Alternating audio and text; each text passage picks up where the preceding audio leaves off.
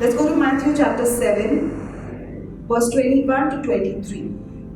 Not everyone who says to me, Lord, Lord, shall enter the kingdom of heaven, but he who does the will of my Father in heaven. Many will say to me in that day, Lord, Lord, have we not prophesied in your name, cast out demons in your name, and done many wonders in your name? And then I will declare to them, I never knew you. Depart from me, you practice lawlessness. So what happened? There were these 10 virgins, okay, who were waiting outside because the king was supposed to come. They didn't know when the king was going to come, but they were waiting. The 10 virgins were waiting. Out of them, 5 were waiting with oil. They had carried their oil with them, and the other 5, they just came with their lamps. We are waiting on the Lord, but we are waiting on him just like ordinary people. Just like ordinary people. And what does he say here? When the king comes and they're like, "You master, why didn't you open the door for us? Open the door for us." He says, "Go away, I don't know you." All 10 were waiting. All 10 were waiting. But there was a difference in the attitude of waiting. The first 5 were waiting, already prepared, anointed constantly. They were carrying their oil. What happens when you burn a lamp? What happens? The oil starts to reduce.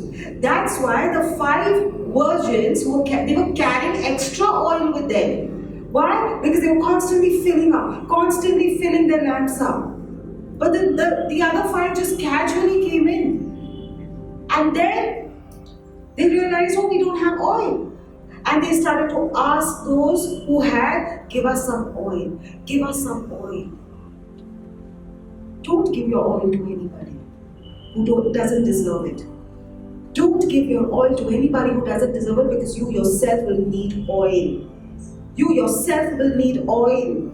So you know what these 5 virgins said? They said, no, we cannot give you, because there can only be oil for us.